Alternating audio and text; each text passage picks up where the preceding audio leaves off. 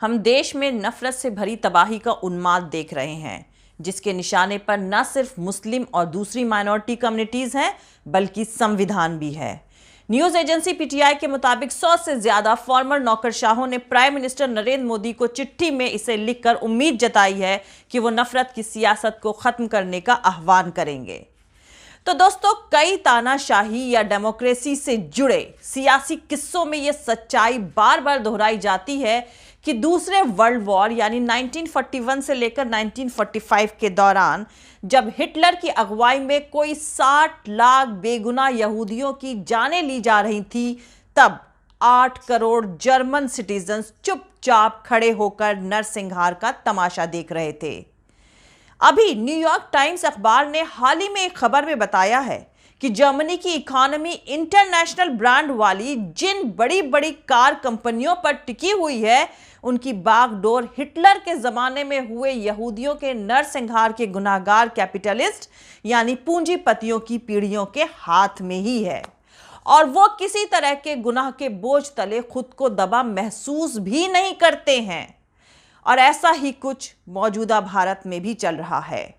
सितंबर 2015 में उत्तर प्रदेश के दादरी में मोहम्मद अखलाक की मॉब लिंचिंग और उनके बेटे दानिश की पिटाई से मौत के दौरान जो सेक्युलर और डेमोक्रेटिक हिंदू मुसलमान चुपचाप खड़े ये नए किस्म का नफरती सियासी तमाशा देख रहे थे, वही लोग आज खरगोन और जहांगीरपुरी में भी आंखें चुराते नजर आ रहे हैं। पिछले 7-8 साल या उसके भी पीछे जाना हो तो गुजरात में हुए हिंदू मुसलमान दंगों की घटनाओं ने इस भ्रम को तोड़ दिया है कि भारत में आज़ादी के ज़माने जैसी कोई सेक्युलर और डेमोक्रेटिक हिंदुओं की ऐसी जमात बची हुई है जो हर तरह के माइनॉरिटीज़, जिसमें दलितों का भी शामिल हो, उनके हक की हिफाजत के लिए किसी डेमोक्रेटिक लड़ाई के लिए तैयार है। वहीं दूसरी तरफ दिल्ली में जहांगीरपुरी, जो लगभग 1 लाख आबादी वाला एक छोटा सा इलाका है, उसमें जब गरीब मुसलमानों की बस्तियां उजाड़ी जाती हैं तो राजधानी दिल्ली के कोई 22 लाख मुसलमानों को बुलडोजरों की आवाज सुनाई भी नहीं पड़ती है। और सिर्फ इन मुसलमानों को ही नहीं, बल्कि डेमोक्रेटिक हिंदुओं को तबाही की वो आवाज इसलिए सुनाई नहीं पड़ती है क्योंकि एलीट मुसलमानों की तरह वो भी अपनी जान जोखिम में डालने से बचना चाहते हैं। खैर, अब 100 से ज्यादा फॉर्मर नौकरशाहों ने प्राइम मिनिस्टर नरेंद्र मोदी को चिट्ठी लिखकर उम्मीद जताई है कि वो नफरत की सियासत को खत्म करने का आह्वान करेंगे, जिस पर सभी बीजेपी रूल्ड स्टेट्स में इन दिनों कुछ ज्यादा ही जोर दिया जा रहा है। न्यूज एजेंसी पीटीआई के मुताबिक फॉर्मर नौकरशाहों ने चिट्ठी में लिखा है कि हम देश में नफरत से भरी तबाही का उन्माद देख रहे हैं, जिसके निशाने पर न सिर्फ मुस्लिम और दूसरी माइनॉरिटी कम्युनिटीज हैं, बल्कि संविधान यानी कॉन्स्टिट्यूशन भी है। तो दोस्तों, इस चिट्ठी पर 108 लोगों के सिग्नेचर्स हैं। इसमें दिल्ली के farmer deputy governor Najeeb Jung, former national security adviser यानी former NSA Shiv Shankar Menon, former foreign secretary Sujatha Singh, former गृह सचिव जीके पिल्लई और former prime minister Manmohan Singh के प्रिंसिपल सेक्रेटरी रहे टीके नायर शामिल हैं। दोस्तों, इस चिट्ठी में फॉर्मर नौकरशाहों ने कहा है कि एज ए फॉर्मर ब्यूरोक्रेट्स हम आम तौर पर खुद को इतने तीखे वर्ड्स में एक्सप्रेस नहीं करना चाहते हैं, लेकिन जिस तेज रफ्तार से हमारे पूर्वजों की तरफ से तैयार करी गई संवैधानिक इमारत को तबाह किया जा रहा है, वो हमें बोलने और अपना गुस्सा और दर्द जाहिर करने के लिए मजबूर करता है। चिट्ठी में आगे लिखा गया है कि पिछले कुछ सालों में कई स्टेट्स जैसे असम, दिल्ली, गुजरात, हरियाणा, कर्नाटक, मध्य प्रदेश, उत्तर प्रदेश और उत्तराखंड में माइनॉरिटी कम्युनिटीज, खासकर मुसलमानों के तरफ नफरत और वायलेंस में बढ़ोतरी ने एक बेहद खौफनाक और नई ऊंचाई हासिल कर ली है। इस खत में यह भी साफ किया गया है कि दिल्ली को छोड़कर इन स्टेट्स में बीजेपी की सरकार है और दिल्ली में पुलिस पर सेंट्रल की मोदी सरकार का कंट्रोल है। और दोस्तों, इस खत में आखिर में लिखा गया है कि हमें उम्मीद है कि आज़ादी के अमृत महोत्सव के इस साल में पक्षपात पूर्ण विचारों से ऊपर उठकर आप नफरत की राजनीति को खत्म करने का आह्वान करेंगे। वहीं दूसरी तरफ मुस्लिम कम्युनिटी के खिलाफ फैलाई जा रही नफरत और उन पर बढ़ते हमले के चलते उत्तर प्रदेश के मुस्लिम वोटर्स काफी नाराज हैं। दरअसल उत्तर प्रदेश विधानसभा चुनाव में मिली हार के बाद से समाजवादी पार्टी में शुरू हुई उथल-पुथल अभी भी जारी है। पार्टी के छोटे बड़े नेता समाजवादी पार्टी प्रमुख अखिलेश यादव से नाराजगी जाहिर करते हुए इस्तीफा दे रहे हैं।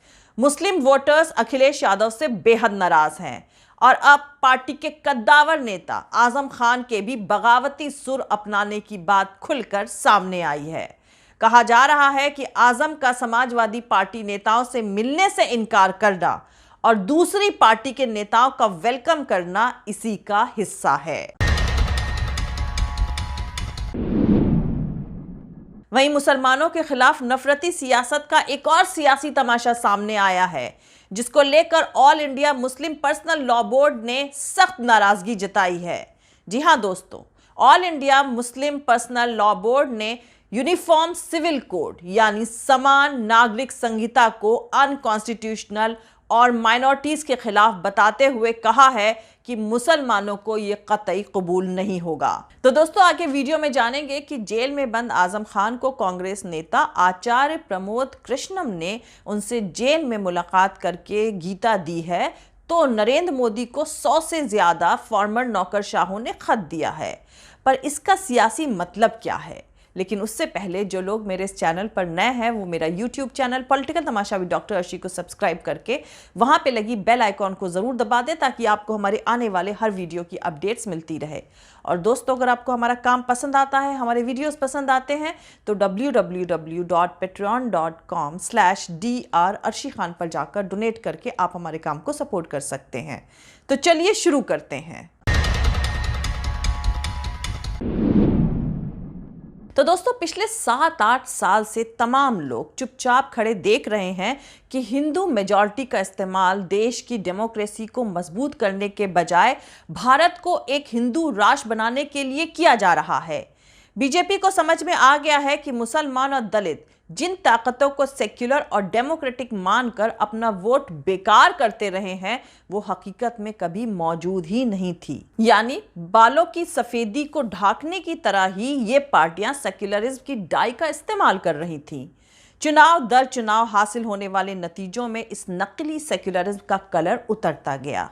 इसीलिए जब केसरिया बुलडोजर चलते हैं तो सिर्फ वर्दीधारी पुलिस ही नजर आती है, सेक्युलरिस्ट या गांधीवादी नहीं। जो हुकूमत इस वक्त सत्ता में है वो ना तो सेक्युलर है और ना ही उसका सेक्युलर हिंदुओं की ताकत या उनकी सियासी हैसियत में कोई यकीन है। ये हुकूमत सिर्फ हिंदुओं के दिलों में मुसलमान या इस्लाम के खिलाफ खौफ की बुनियाद पर कायम हुई है और आगे भी उसी को अपनी सत्ता कायम रखने की ताकत बनाना चाहती है। और यही मैसेज को अपने वोटरों तक पहुंचाने के लिए आजम खान को 2 साल से ज्यादा वक्त से जेल में रखा हुआ है। 25 अप्रैल को खबर आई कि कांग्रेस नेता आचार्य प्रमोद कृष्णम ने आजम खान से जेल में मुलाकात करी। वो उनसे मिलने सीतापुर जेल पहुंचे। दोनों नेताओं के बीच तकरीबन 1.25 घंटे बातचीत हुई। मुलाकात के दौरान प्रमोद ने आजम खान को गीता भेंट करी और खजूर खिलाए। रिपोर्ट के मुताबिक मुलाकात के बाद आचार्य प्रमोद कृष्णम ने बताया कि आजम खान समाजवादी पार्टी से बहुत नाराज हैं। यह उनका दावा है कि आजम समाजवादी पार्टी के किसी भी नेता से नहीं मिलना चाहते हैं। बकौल प्रमोद कृष्णम, वो समाजवादी पार्टी के किसी नेता से बात भी नहीं करना चाहते, उनकी शक्ल भी नहीं देखना चाहते हैं, क्योंकि समाजवादी पार्टी ने उन्हें बहुत निराश किया है। किसी ने भी उनको लेकर आवाज नहीं उठाई। खबर के मुताबिक आचार्य प्रमोद ने आजम खान के हालात बताते हुए कहा कि उनके ऊपर जेल में बहुत जुल्म हो रहा है। वो जेल में दर्दनाक हालात में हैं। एक पट्टी पर सोते हैं, एक बैरक में हैं। वहीं पर टॉयलेट बना हुआ है, सिर्फ धूल और गंदगी वहां पर है। आजम खान जैसा नेता बकरी चुराएगा या दारू की बोतलें चुराएगा, ये सारी बातें हजम नहीं होती हैं। आपको बता दूं, इससे पहले 24 अप्रैल को समाजवादी पार्टी विधायक रविदास मल्होत्रा आजम खान से मिलने जेल पहुंचे थे, लेकिन किसी वजह से दोनों के बीच मुलाकात नहीं हुई। बाद में रविदास मल्होत्रा ने दावा किया कि जेल एडमिनिस्ट्रेशन ने उन्हें आजम खान से मिलने की इजाजत नहीं दी थी। हालांकि रविदास के इस बयान पर पलटवार करते हुए आचार्य प्रमोद ने कहा है कि आजम खान जिससे चाहते हैं उसी से मिलते हैं। जेल एडमिनिस्ट्रेशन ने मुझे इसलिए मिलने दिया क्योंकि आजम खान चाहते थे।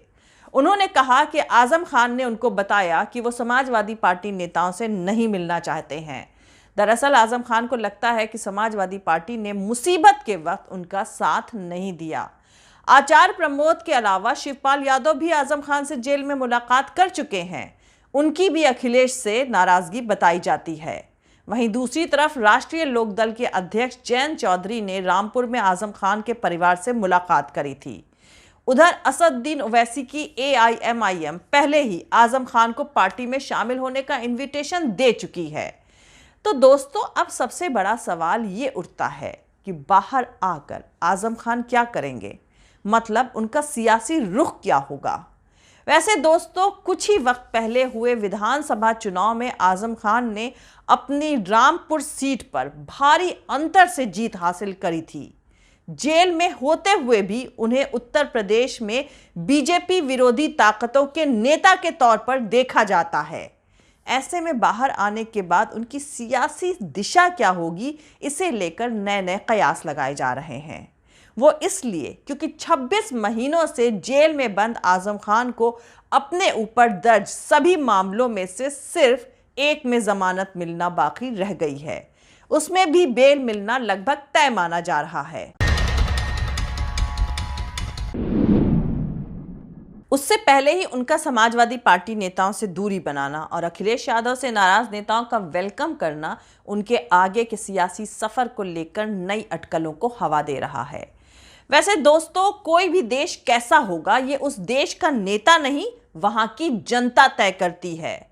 भारत एक डेमोक्रेटिक कंट्री बना क्योंकि इस देश की जनता इस बात पर राजी थी कि सबको बराबर का हक होना चाहिए।